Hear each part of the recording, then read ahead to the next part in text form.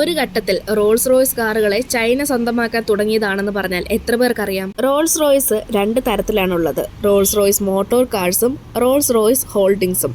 Motor കാർസിനകത്ത് വരുന്നത് കാറുകൾ നിർമ്മിക്കുന്നതാണ്. എന്നാൽ ഹോൾഡിങ്സിൽ വരുന്നത് വിമാനം, ജെറ്റ് എഞ്ചിൻ തുടങ്ങിയ നിർമ്മിക്കുന്നതാണ്. 1998 റോൾസ് റോയ്സ് കാറുകൾ നിർമ്മിച്ചിരുന്ന കമ്പനിയായ വിക്കേഴ്സ് അത് വിൽക്കാൻ തീരുമാനിച്ചു. ജർമ്മനിയിൽ നിന്നുള്ള രണ്ട് പ്രശസ്ത ബ്രാൻഡുകളാണ് ഈ കമ്പനിയെ വാങ്ങാൻ തീരുമാനിച്ചത്. അത് മറ്റാരുമായിരുന്നില്ല, BMW യും ഫോക്സ് വാഗനുമായിരുന്നു. ഫോക്സ് വാഗൻ കൂടുതൽ പണം കൊടുത്ത് കമ്പനി സ്വന്തമാക്കി. അവർക്ക് റോൾസ് റോയ്സ് കാറുകളുടെ ഫാക്ടറിയും ബെന്റ്ലി എന്ന മറ്റൊരു കാർ ബ്രാൻഡും കിട്ടി. പക്ഷേ റോൾസ് റോയ്സ് എന്ന പേര് ഫോക്സ് വാഗന് ലഭിച്ചില്ല. റോൾസ് റോയ്സ് എന്ന പേര് റോൾസ് റോയ്സ് ഹോൾഡിംഗ് എന്ന വിമാനം നിർമ്മിക്കുന്ന മറ്റൊരു കമ്പനിയുടെ ഉടമയിലായിരുന്നു ഉണ്ടായിരുന്നത്. അങ്ങനെ ആ പേര് BMW അവകാശമായി നൽകി. ഫോക്സ് വാഗന് റോൾസ് റോയ്സ് കാറുകളുണ്ട്, പക്ഷെ പേരില്ല. എന്നാൽ BMW റോൾസ് റോയ്സ് കാറുകളില്ല, എന്നാൽ പേരുണ്ട്. അവസാനം രണ്ട് കമ്പനികളും കൂടി ചേർന്ന് ഒരു കരാറ് ചെയ്തു.